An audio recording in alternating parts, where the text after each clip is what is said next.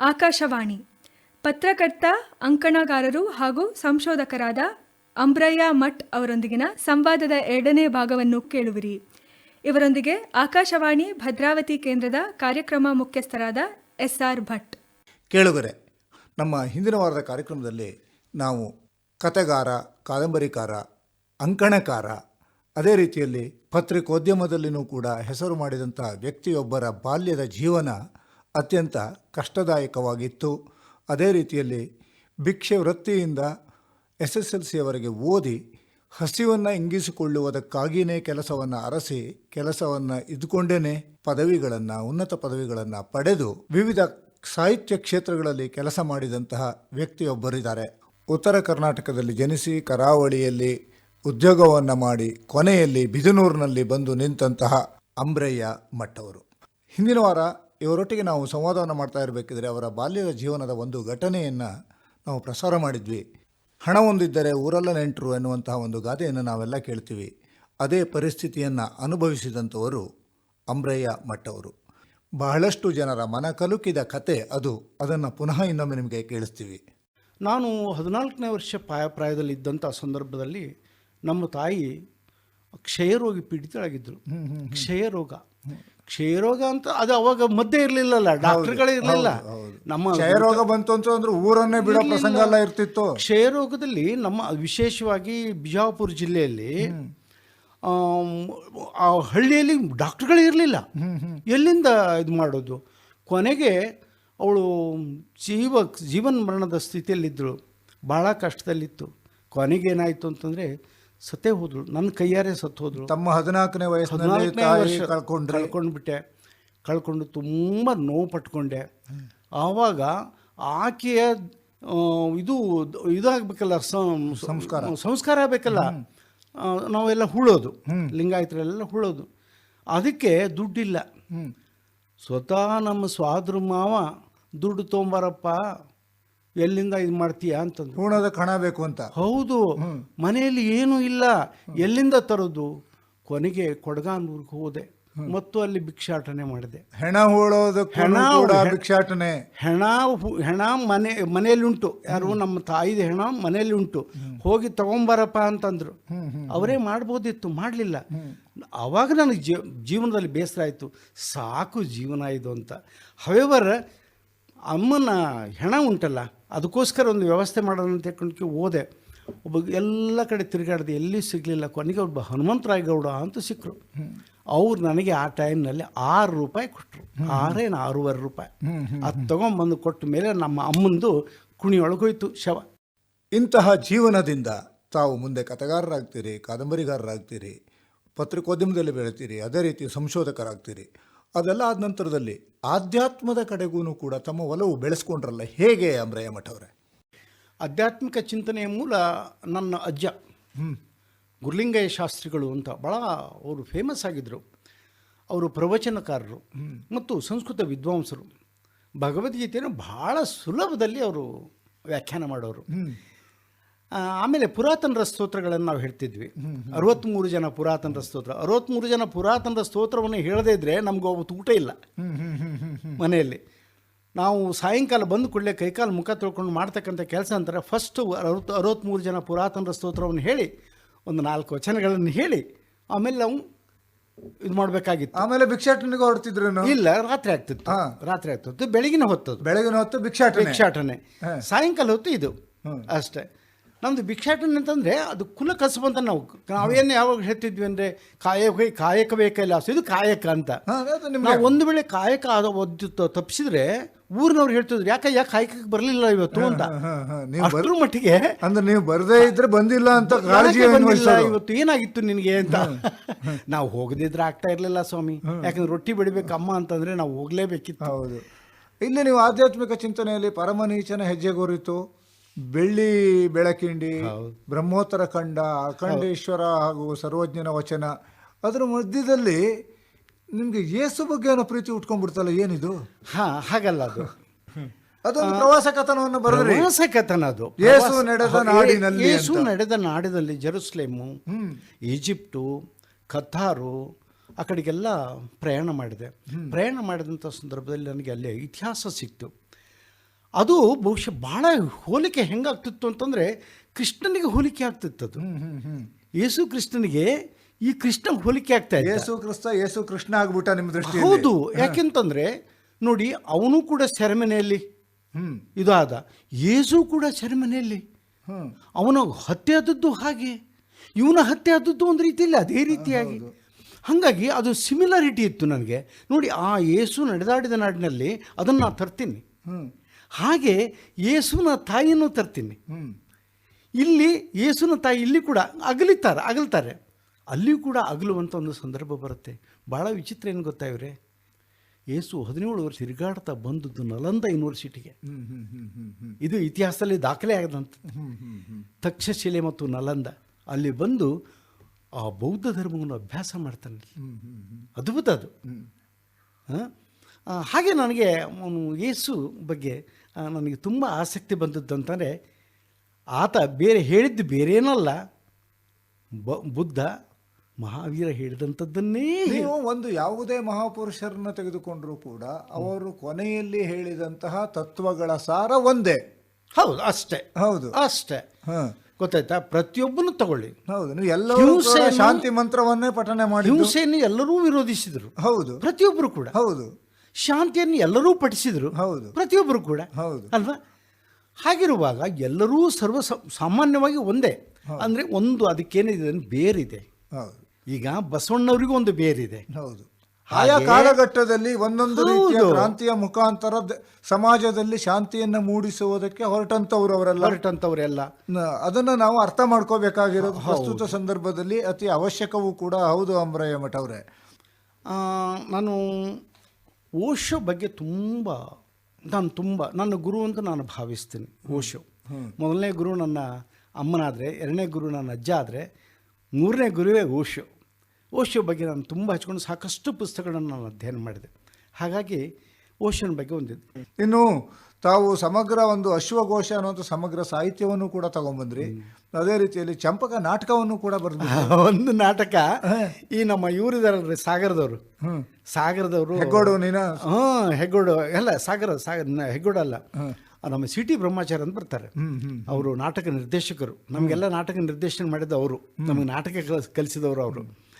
ಅವ್ರೇನು ಹೇಳಿದ್ರು ಅಂದರೆ, ನೀವೇ ಬರಿಬೇಕು, ಯಾವುದು ಒಂದು ನಾಟಕವನ್ನು ಬರೆದು ಕೊಡಿ ಅಂತ ಹೇಳ್ಕೊಂಡು ಹೇಳಿದರು. ಆವಾಗ ಚಂಪಕನ ಬಗ್ಗೆ ನಾನು ಕತೆ ಹೇಳಿದ್ದೆ, ಇದನ್ನೇ ನಾಟಕವನ್ನು ಮಾಡಿ ಅಂತ. ನನ್ನ ನಾಟಕಕಾರನಲ್ಲ, ನನ್ನ ಕಾದಂಬರಿಕಾರ, ಕತೆಗಾರ, ನನ್ನ ನಾಟಕ ಬರೋದಿಲ್ಲ. ಇಲ್ಲ, ನಿನ್ನ ನಾಟಕ ಬರುತ್ತೆ ಮಾಡಿ ಅಂತಂದ್ರು, ಬರಿ ಅಂತಂದರು.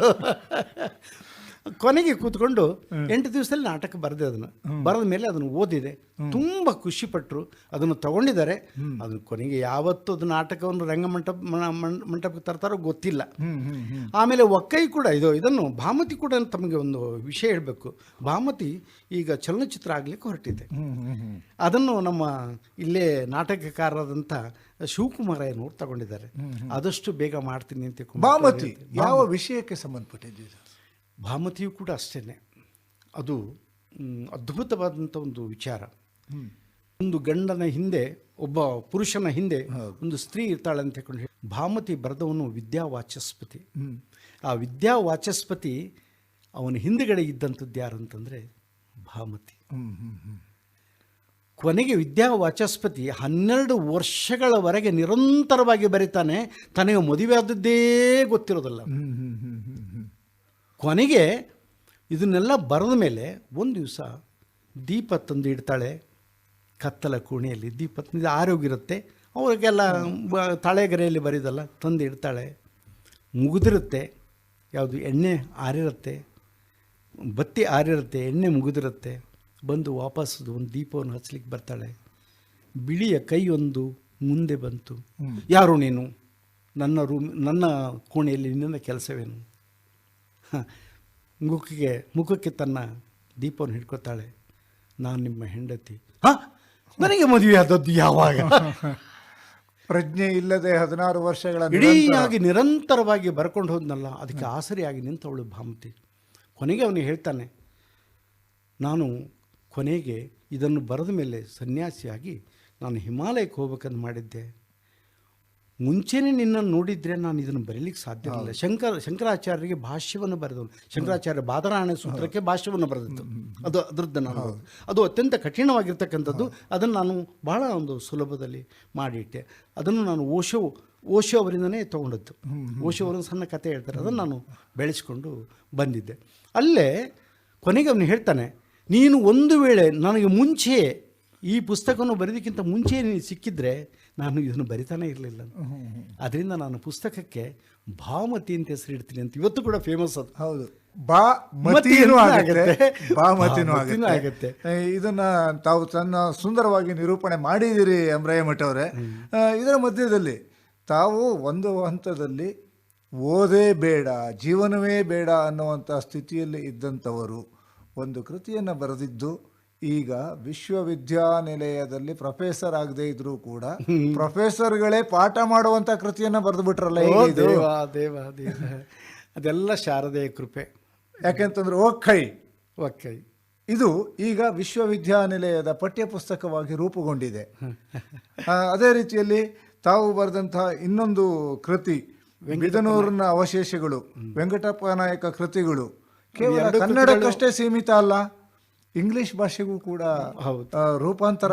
ಭೀಮಾಚಾರ್ ಅಂತ ಕೊಂಡು 96 ವರ್ಷ ಪ್ರಾಯದವರು ಅದನ್ನು ಅವರು ಇಷ್ಟಪಟ್ಟು ಅದನ್ನು ಮಾಡಿದರು. ಇದನ್ನು ಬಿದನೂರು ಅವಶೇಷಗಳಿದೆಯಲ್ಲ, ಇಷ್ಟಪಟ್ಟು ನಾನು ಇದನ್ನು ಮಾಡಲಾ, ನಾನು ಒರಿಜಿನಲ್ ನಗರದವನು ಅಂತ ಹೇಳಿ ಖಂಡಿತವಾಗಿ ಮಾಡಿ ಸರ್ ಅಂತ ಹೇಳಿದೆ. ಸುಂದರರಾಜನ್, ಪ್ರೊಫೆಸರ್ ಸುಂದರರಾಜನ್ ನಿಮ್ಗೆ ಗೊತ್ತಿರಬೇಕು, ನಾನು ವೆಂಕಟಪ್ಪ ನಾಯಕ ನಾನು ಮಾಡ್ತೀನಿ ಆಗ್ಬೋದಾ ಅಂತ. ಖಂಡಿತ ಮಾಡಿ ಅಂತ ಹೇಳಿದೆ. ಅವ್ರು ಅದನ್ನು ಮಾಡಿದ್ರು. ನನ್ನ ಸ್ವತ್ತಲ್ಲ, ಯಾರಿಗೆ ಬೇಕಿದ್ರು ತೋರಿಸ್ಬಿಟ್ರಲ್ಲ ಅಮ್ರಯ್ಯ ಮಠ ಅವರೇ. ನಂದೇನಿದೆ ಅದರೊಳಗೆ, ನಂದೇನಿದೆ ಇದ್ದದ್ದನ್ನು ನಾನು ಹೇಳಿದ್ದೀನಿ ಅಷ್ಟೇ. ಅದೇ ರೀತಿಯಲ್ಲಿ ತಾವು ಈ ಒಂದು ಕೃತಿಯನ್ನು ಬರೀತಾ ಹೋದರೆ ತಮಗೆ ಪ್ರಶಸ್ತಿ ಪುರಸ್ಕಾರಗಳು ಬಹಳಷ್ಟು ಸಂದಿವೆ. ಸಾಹಿತ್ಯ ಪರಿಷತ್ ಬೆಂಗಳೂರಿನವರು ನಿಮಗೆ ದತ್ತಿ ಪ್ರಶಸ್ತಿ, ದೇವಯ್ಯ ದತ್ತಿ ಪ್ರಶಸ್ತಿಯನ್ನು ಯೂನಿವರ್ಸಿಟಿ ಪುಸ್ತಕಕ್ಕೆ ಕೊಟ್ಟಿದ್ದಾರೆ.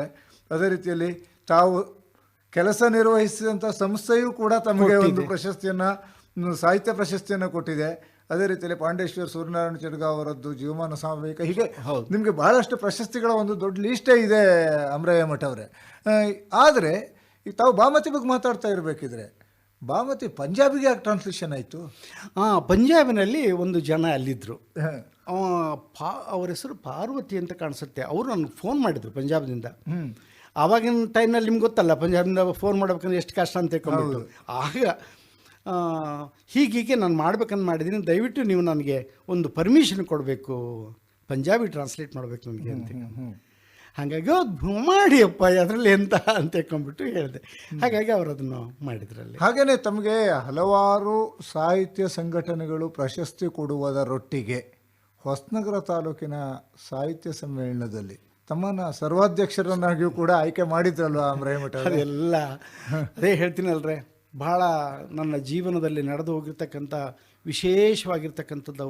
ಇವನ್ನು ಜಿಲ್ಲಾ ಶರಣ ಸಾಹಿತ್ಯ ಸಮ್ಮೇಳನದಲ್ಲಿ ಕೂಡ, ಜಿಲ್ಲಾ ಶರಣ ಸಾಹಿತ್ಯ ಸಮ್ಮೇಳನದಲ್ಲಿ ಸಮ್ಮೇಳನಾಧ್ಯಕ್ಷನಾಗಿ ಮಾಡಿದ್ರು.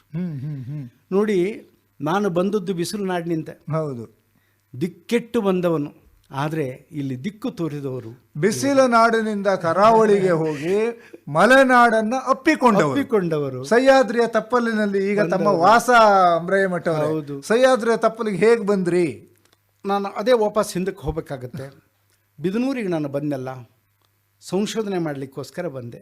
ಅಂದರೆ ಸಂಶೋಧಕನೇ ಅಲ್ಲ, ನಾನು ಒರಿಜಿನಲಿ ಸಂಶೋಧಕ ಅಲ್ಲ, ಹುಡುಕಾಟದ ಮನುಷ್ಯ. ಆ ಹುಡುಕಾಟ ಅಲ್ಲ, ಹುಡುಕಾಟವೇ ಸಂಶೋಧನೆ ಅಂತ ಅನ್ನೋದಿದ್ರೆ ಅನ್ನಿ ಅಲ್ಲ, ಒಂದು ರೀತಿ ಅಲೆಮಾರಿ. ಯಾಕಂದರೆ ಒಬ್ಬ ಜರ್ನಲಿಸ್ಟ್ ಆಗಿ ಬಂದವ ನಾನು.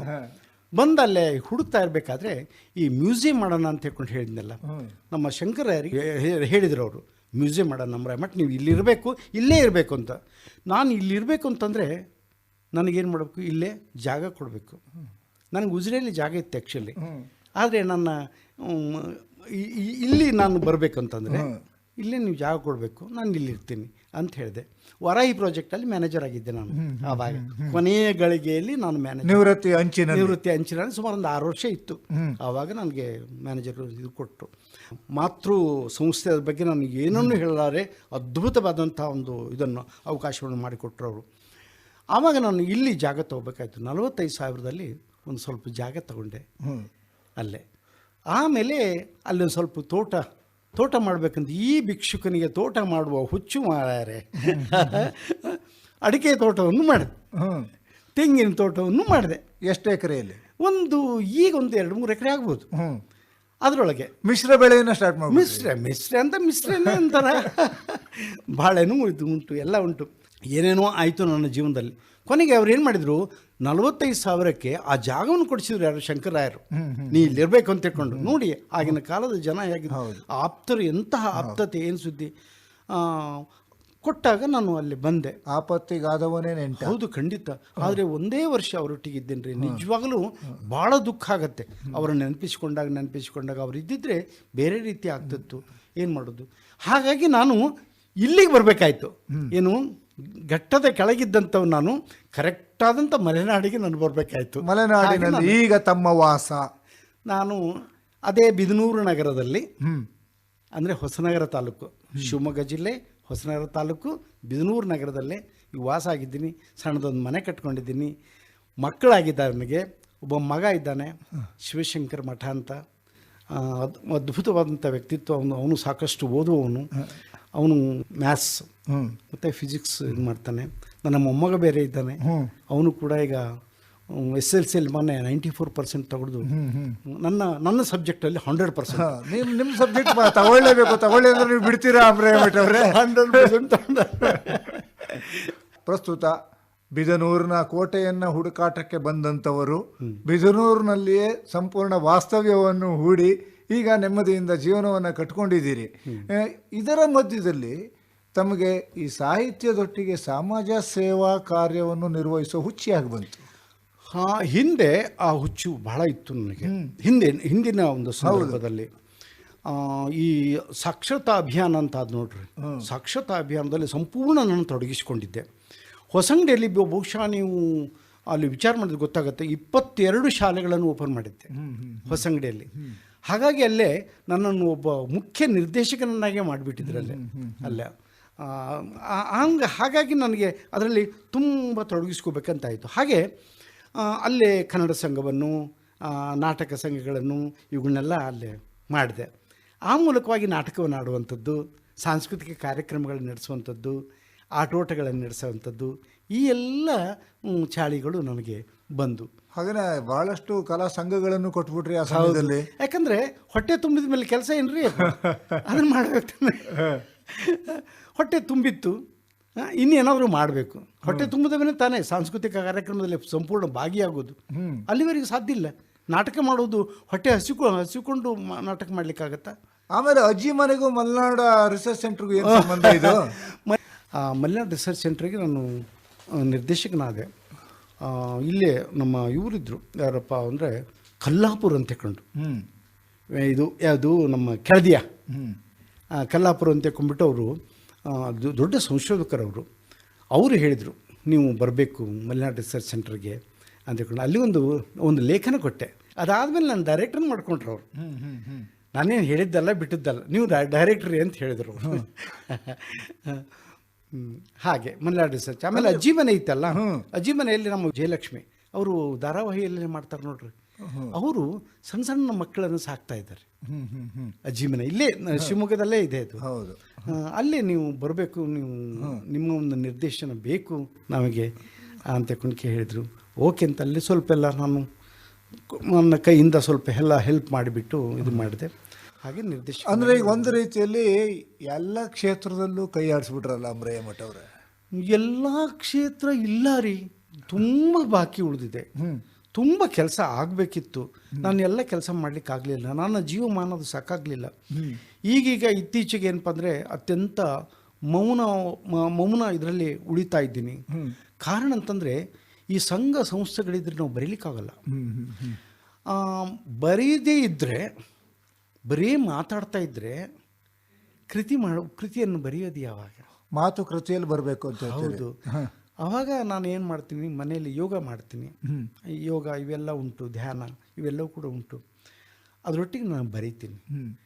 ನಾನು ಹೊರಗಡೆಗೆ ಸಂಚಾರಕ್ಕೆ ಬಿದ್ದೆ ಅಂತಂದರೆ ಬರಲಿಕ್ಕೆ ಆಗೋದಿಲ್ಲ. ಅದರಿಂದ ಸಂಚಾರವನ್ನೆಲ್ಲ ಕಮ್ಮಿ ಮಾಡಿ ಸೋಷಿಯಲ್ ಆ್ಯಕ್ಟಿವಿಟೀಸ್ಗಳನ್ನೆಲ್ಲ ಕಮ್ಮಿ ಮಾಡಿಕೊಂಡು ನನ್ನ ಪಾಡಿಗೆ ನಾನು ಬರ್ಕೊಂಡಿದ್ದೀನಿ. ಇನ್ನು ನನಗೆ 73 ವರ್ಷ ಸ್ವಾಮಿ, ಇನ್ನು ಎಷ್ಟು ವರ್ಷ ಬದುಕಬೇಕು ನಾನು? ಅಲ್ಲ, ಶತಾಯುಷಿಗಳು ಆಗಬೇಕು ಅನ್ನೋದು ನಮ್ಮ ಆಸೆ ಅಮ್ರಾಯ ಮಠ ಅವರೇ. ಆಗಲಿ, ತಮ್ಮ ಹಾರೈಕೆ ಆಗಲಿ, ಇಲ್ಲ ಅಂತಲ್ಲ. ಆದರೂ ನಿಮಗೆ ಗೊತ್ತಲ್ಲ, ಏನು ಒಂದು ಮಾತೇ ಉಂಟಲ್ಲ, ಏನು ಸುಖವಾಗಿ ಸಾಯುವಂಥದ್ದು ಅಲ್ಲ, ಅದು ಎಲ್ಲರ ಬಯಕೆ. ಅನಾಯಾಸವಾಗಿ ನಿದ್ದೆಯಲ್ಲಿ ಸತ್ತೋಗ್ಬೇಕು ಅಂದರೆ ಅದು ತಮ್ಮ ಆಸೆ. ಆಸೆ. ಆಮೇಲೆ ಯಾರಿಗೂ ಉಪದ್ರ ಮಾಡಬಾರ್ದು, ಅಂದರೆ ಯಾರಿಗೂ ಯಾರ ಸೇವೆಯನ್ನು ತಗೊಂಡು ನಾವು ಸಾಯಬಾರ್ದು. ಈ ಅನಾಯಾಸೇನ ಮರಣ ಇರಬೇಕು ನನಗೆ. ಒಂದು ಅಮ್ರಾಯ ಮಠ ಅವರು ತಾವೇನೋ ಹೇಳ್ತೀರಿ, ಆದರೆ ತಾವು ಒಂದಿಷ್ಟು ದೀರ್ಘಕಾಲ ಬದುಕಿದರೆ ಇನ್ನೊಂದಿಷ್ಟು ಸಾಹಿತ್ಯ ಕೃತಿಗಳು, ಸಂಶೋಧನಾ ಕೃತಿಗಳು ಹೊರಕ್ಕೆ ಬರೋದಕ್ಕೆ ಸಾಧ್ಯ ಸ್ವಾಮಿ. ನಾನು ಬರೀತಕ್ಕಂಥದ್ದೇ ಒಂದು ವರ್ಷಕ್ಕೊಂದು.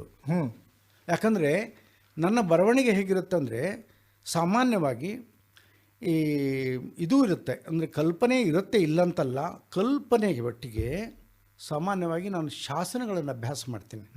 ನನ್ನ ಮನೆಗೆ ಬಂದರೆ ನಿಮ್ಗೆ ಗೊತ್ತಾಗುತ್ತೆ, ಶಾಸನಗಳ ಒಂದು ಸಂಪುಟಗಳಿವೆ ಇವೆ ನನ್ನ ಮನೆಯಲ್ಲಿ. ಆ ಶಾಸನಗಳನ್ನು ಸ್ಟಡಿ ಮಾಡದೆ ಬರೀಲಿಕ್ಕಾಗೋದಿಲ್ಲ. ಒಂದು ಎಕ್ಸಾಂಪಲ್ ನಿಮ್ಗೆ ಕೊಡಬೇಕು. ಅಕ್ಕಾದೇವಿ ಬರೆದೆ. ಅಕ್ಕಾದೇವಿ ಬರೆಯುವಾಗ ಎಲ್ಲಿ ಕೂಡ ಶಾಸನಗಳು ಸಿಗ್ತಾ ಇಲ್ಲ. ಕೊನೆಗೆ ನೋಡುವಾಗ ಆ ವಿಕ್ರಮಪುರ ಅಂತಿತ್ತು. ಎಲ್ಲದು ನಮ್ಮ ಉತ್ತರ ಕರ್ನಾಟಕ ನಾನು ಹೇಳ್ತಾ ಇರೋದು, ಸೂಡಿ ಅಂತ ಆ ಪ್ಲೇಸು. ವಿಕ್ರಮಪುರ ಎಲ್ಲಿ ಅವ್ನು ಹುಡುಕಿದೆ. ಆ ವಿಕ್ರಮಪುರಕ್ಕೆ ಇನ್ನೊಂದು ಹೆಸರು ಹಿಂದೆ, ಅದು ಅರಸಿ ಬೀದಿ ಅಂತ ಹೇಳ್ತಾ ಇದ್ರಂತೆ. ಅರಸಿ ಬೀದಿಗೆ ಹೋಗಿ ನೋಡುವಾಗ ಒಂದು ಶಾಸನ ಬಿದ್ದಿತ್ತು. ಅದನ್ನು ನೋಡುವಾಗ ಬಿ.ಎಲ್. ರೈಸ್ ಅವರು ಅದನ್ನು ಓದಿಬಿಟ್ಟಿದ್ದಾರೆ. ವಂಡರ್ಫುಲ್. ಅದಾದ ಮೇಲೆ 16 ಶಾಸನಗಳು ಸಿಕ್ಕು. ನೀವೆಲ್ಲ ಸುತ್ತಾಟ ಮಾಡಿದೆ. ಸುಮಾರು 16 ಶಾಸನಗಳನ್ನು ಸ್ಟಡಿ ಮಾಡಿದ ಮೇಲೆ ಅಕ್ಕಾದೇವಿ ಬಂತು. ಬಹುಶಃ ಇದಕ್ಕೆ ನಾನು 85,000 ರೂಪಾಯಿ ನಾನೇ ಸ್ವತಃ ಖರ್ಚು ಮಾಡಿದ್ದು. 625 ಪೇಜ್ ಅದು. ಇದು ಕಾದಂಬರಿಯನ್ನು ಬರೆದೆ. ನಾನು ಕಾದಂಬರಿಯನ್ನು ಬರಿತೀನಿ. ಯಾಕೆ ಅಂತಂದರೆ, ಇತಿಹಾಸದ ದಾಖಲೆ ಏನಂತಾರೆ, ಅವಶೇಷಗಳು, ಅಸ್ಥಿಪಂಜರ. ಆ ಅಸ್ಥಿಪಂಜರಕ್ಕೆ ಮಾಂಸ, ಮಜ್ಜನ, ಆಮೇಲೆ ತ್ವಚೆ ತುಂಬಬೇಕು. ಸ್ಕೆಲೆಟನ್ಗೆ ಇದೆಲ್ಲ ದೇಹದ ಒಂದು ಇವನು ತುಂಬಬೇಕು. ಆದರೆ ಅದಕ್ಕಿಂತಲೂ ಬಹಳ ಮುಖ್ಯವಾಗಿ ಮಹಾಪ್ರಾಣವನ್ನು ತುಂಬಬೇಕು. ಪ್ರಾಣ ತುಂಬಿದಾಗ ಅದಕ್ಕೊಂದು ಶಕ್ತಿ ಬರುತ್ತೆ. ಆದ್ದರಿಂದ ಆ ಕೆಲಸವನ್ನು ನಾನು ಮಾಡ್ತಾ ಇದ್ದೀನಿ. ಯಾಕಂದರೆ ಹಿಂದೆ ಒಕ್ಕಯ್ಯನು ಬರೆದಂತಹ ಸಂದರ್ಭದಲ್ಲಿ ಪ್ರೀತಿ ಪ್ರೇಮದ ಸಂಕೇತ ಅಂತ ಹೇಳ್ಕೊಂಡು ಬರೆದೆ ನಾನು. ಎಷ್ಟು ಮಟ್ಟಿಗೆ ನನಗೆ ಹೇಳಿದರು ಅಂತಂದರೆ, ಅವರು ಸ್ವಾಮಿ ಹೀಗೆ ಬರೆದ್ರೆ ನಮ್ಗೆ ಗೊತ್ತಾಗೋದು ಹೇಗೆ ಅಂತ. ಅವ್ರು ಏನು ಹೇಳಿದರು ಅಂತಂದರೆ, ಈ ರೀತಿಯ ಸಂಶೋಧನಾತ್ಮಕವಾಗಿ ಬರೆದ್ರೆ ನಮ್ಗೆ ಅರ್ಥ ಆಗೋದು ಹೇಗೆ? ಬರೀ ವಿದ್ಯಾರ್ಥಿಗಳಿಗೆ ಮಾತ್ರ, ಸಂಶೋಧನಾ ವಿದ್ಯಾರ್ಥಿಗಳಿಗೆ ಅರ್ಥ ಆಗುತ್ತೆ. ಅದರಿಂದ ನೀವು ಇದನ್ನು ನಮಗೆ ತಿಳಿಪಡಿಸ್ಬೇಕು ಅಂತ ಅಂದಾಗ ನನಗೆ ಕಥೆ ಮೊರೆ ಹೋದೆ. ಒಕ್ಕಯ್ಯನ ಬರೆದಂಥ ಸಂದರ್ಭದಲ್ಲಿ ತುಂಬ ಕಾಗದಗಳು ಬಂದು ತುಂಬ ಚೆನ್ನಾಗಿ ಬಂದಿದೆ ಸರ್ ಅಂದೇಳಿ. ಆವಾಗಲೇ ನಾನು ಅಂದ್ಕೊಂಡೆ, ಕಾದಂಬರಿಯನ್ನು ಕೂಡ ಅದನ್ನು ಮಾಧ್ಯಮವಾಗಿಸ್ಕೊಳ್ಬೇಕು. ನಾನೇನು ಶಾಸನವನ್ನು ಹೇಳ್ತೀನಲ್ಲ, ಆ ಶಾಸನದ ರೂಪವನ್ನು ಕೊಡಬೇಕು ಮತ್ತು ಸತ್ಯಕ್ಕೆ ತುಂಬ ಹತ್ತಿರವಾಗಿರಬೇಕು. ಆ ಕಾರಣಕ್ಕೋಸ್ಕರ ನಾನು ಏನು ಮಾಡ್ತೀನಿ, ಶಾಸನಗಳನ್ನು ಸ್ಟಡಿ ಮಾಡ್ತೀನಿ. ಆಗಿರ್ತಕ್ಕಂಥ ಪ್ರಚಲಿತವಾಗಿರ್ತಕ್ಕಂಥ ವಿದ್ಯಮಾನಗಳನ್ನು ಸ್ಟಡಿ ಮಾಡ್ತೀನಿ. ಪ್ರಚಲಿತವಾಗಿ ಆ ಕುರಿತಂತೆ ಬಂದಿರತಕ್ಕಂಥ ಗ್ರಂಥಗಳನ್ನು ಅಭ್ಯಾಸ ಮಾಡ್ತೀನಿ. ಆವಾಗ ನನಗೆ ಕಾದಂಬರಿ ರೂಪ ಹೊಡೆಯುತ್ತೆ. ಕಾದಂಬರಿಯ ರೂಪದಲ್ಲಿ ವಾಸ್ತವವನ್ನು ತಿಳಿಸುವಂತಹ ಪ್ರಯತ್ನವನ್ನು ಖಂಡಿತ ಮಾಡ್ತೀನಿ. ಅದರೊಳಗೆ ನನ್ನದೇ ಆಗಿರ್ತಕ್ಕಂಥ ಕೆಲವು ಆಧ್ಯಾತ್ಮಿಕ ಚಿಂತನೆಗಳನ್ನು ನಾನು ಕೊಡ್ತೀನಿ. ಈ ನೀವು ಅಕ್ಕಾದೇವಿಯನ್ನು ನೋಡಿದ್ರು ಕೂಡ ಆಧ್ಯಾತ್ಮಿಕ ಚಿಂತನೆ ತುಂಬ ಇದೆ. ಪ್ರತಿಯೊಂದರೂ ಕೂಡ ಇವತ್ತು ಶಿವೋಪನಾಯಕ ಬರೆದಿದ್ದೀನಿ. ಶಿವೋಪನಾಯಕದಲ್ಲಿ ಕೂಡ ಲಿಂಗಾಯತರು ಆಚರಣೆಗಳು ಹೇಗೆ, ಅವರು ಸಮಾಧಿ ಮಾಡುವಂಥ ಸ್ಥಿತಿ ಹೇಗೆ, ಮಹಾಸತಿ ಹೋಗ್ತಿದ್ರೆ ಇವೆಲ್ಲ ಪ್ರಶ್ನೆಗಳನ್ನು ಕೂಡಿಸಿಕೊಂಡು ಚಿಂತನೆ ಮಾಡಿ, ಸಾಕಷ್ಟು ಜನ ಚಿಂತಕರು ನನ್ನೊಟ್ಟಿಗೆ ಇದ್ದಾರೆ, ಅವರೊಟ್ಟಿಗೆ ತುಂಬ ಚರ್ಚೆ ಮಾಡಿ ಕೊನೆಗೆ ಕೃತಿ ರೂಪಕ್ಕೆ ತರಬೇಕಾದ್ರೆ 1 ವರ್ಷ ಬೇಕು ನನಗೆ. ಅದಕ್ಕಾಗಿ 1 ವರ್ಷಕ್ಕೆ ಒಂದು ಕಾದಂಬರಿಯನ್ನು ಬರೆಯೋ. ಅದರಲ್ಲಿ ಈಗ ಕಥೆಯನ್ನು ಬಿಟ್ಟರೆ ಈಗ ಕಾದಂಬರಿಯ ಪ್ರಕಾರಗಳನ್ನು ಮಾತ್ರ ಇಟ್ಕೊಂಡಿದ್ದೀರಿ ತಮ್ಮ ಬರವಣಿಗೆಯಲ್ಲಿ. ಆದರೆ ಎಲ್ಲ ಒಂದು ರೀತಿಯಲ್ಲಿ ಕಥೆಗಾರನ ಸಾಯಿಸ್ತೆ ಅಂತ ಅನ್ಸೋದಿಲ್ವಾ? ಕಥೆಗಾರ ಸಾಯೋದಿಲ್ಲ, ಯಾಕಂದರೆ ಅದರಲ್ಲಿ ಕಥೆ ಇರುತ್ತೆ. ಈಗ ಮಹರ್ಷಿ ವಾಲ್ಮೀಕಿ ಇತ್ತೀಚೆಗೆ ಬಿಡುಗಡೆ ಆಯಿತು. ಮಹರ್ಷಿ ವಾಲ್ಮೀಕಿಯನ್ನು ಬರೀಬೇಕಂತ ಸಂದರ್ಭದಲ್ಲಿ ನಾನು ಗಂಗೆಗೆ ಹೋದೆ, ಅಲ್ಲೇ ಅಯೋಧ್ಯೆಗೆ ಹೋದೆ, ಸರಿಯೂ ನದಿಯಲ್ಲಿ ಸ್ನಾನ ಮಾಡಿದೆ. ಅಲ್ಲಿಯೂ ಕೂಡ ಕೂತ್ಕೊಂಡು ಧ್ಯಾನ ಮಾಡಿದೆ. ಅಪ್ಪ ನನಗೇನು ಬುದ್ಧಿ ಕೊಡ್ತೀಯ ಕೊಡು ಅಂತ ಕೇಳಿದೆ. ವಿಚಿತ್ರವಾಗಿ ಒಂದು ಹೊಳವು ಬಂತು ನನಗೆ. ಖಂಡಿತ ಆ ವಿಷಯದಲ್ಲಿ ನನಗೆ 2 ಮಾತೇ ಇಲ್ಲ. ಬಿದನೂರಾಣಿ ವೀರಮ್ಮಾಜಿ ಬರೆಯುವಂಥ ಸಂದರ್ಭದಲ್ಲಿ ಕೂಡ ಅಮಾವಾಸ್ಯೆ ಕತ್ತಲಲ್ಲಿ 4 ರಾತ್ರಿಯನ್ನು ಕಳೆದಿದ್ದೀನಿ. ಇವೆಲ್ಲವೂ ಕೂಡ ಒಂಥರ ಇನ್ಫ್ಲುಯೆನ್ಸ್ ಆಗುತ್ತೆ ನಮಗೆ. ಒಂದು ಹಾಗಿದ್ರೆ ಅಮ್ರಾಯ ಮಠ ಅವರೇ, ತಾವು ಕರಾವಳಿಯ ನದಿಯ ತಪ್ಪಲಿನಲ್ಲಿ ಎಮ್.ಎ. ಓದುವಾಗ ಓದಿದ್ದಂತಹದ್ದು ನಂತರದಲ್ಲಿ ಕಥೆಯನ್ನು ಬರೆಯುವುದಕ್ಕೆ ಹೊರಗೆ ಕೂತು ಓದಿ ಧ್ಯಾನ ಮಾಡುವುದರ ಮುಖಾಂತರ ಪೂರೈಸ್ಕೊಳ್ಳೋದಕ್ಕೆ ಹೊರಟಾಗಿದ್ರೆ ಖಂಡಿತ ಅದ್ರ ಬಗ್ಗೆ ಎರಡು ಮಾತೇ ಇಲ್ಲ. ಧ್ಯಾನ ಸಾಕಷ್ಟು ನನಗೆ ಹೆಲ್ಪ್ ಮಾಡಿದೆ, ಸಹಾಯ ಮಾಡಿದೆ. ಮಹರ್ಷಿ ವಾಲ್ಮೀಕಿ ಬರೆಯುವಂಥ ಸಂದರ್ಭದಲ್ಲಿ ಕೂಡ ಅಷ್ಟೇ. ಹೋಗಿ ಹೋಗಿ ಮಹರ್ಷಿ ವಾಲ್ಮೀಕಿ ಬರೆದಲ್ಲಯ್ಯ ಬಸವಣ್ಣ ಬಗ್ಗೆ ಬರಿಬೋದಿತ್ತಲ್ಲ ಅಂತ ಒಂದೊಬ್ರು ಇದ್ದಾರೆ, ಇಲ್ಲ ಅಂತಲ್ಲ. ಬಟ್ ನನಗೆ ಮಹರ್ಷಿ ವಾಲ್ಮೀಕಿ ಬರಿಬೇಕನ್ನಿಸ್ತು. ನನಗೇನು ಬರಿಬೇಕನ್ನಿಸಿದೆಯೋ ಅದನ್ನು ಬರಿತೀನಿ. ಯಾರೋ ಹೇಳಿದ್ರು ಅಂತ ಹೇಳಿ ಬೇರೆಯವರಿಗಾಗಿ ನಾನು ಬರೆಯುವುದಿಲ್ಲ, ನನಗಾಗಿ ನಾನು ಬರಿತೀನಿ.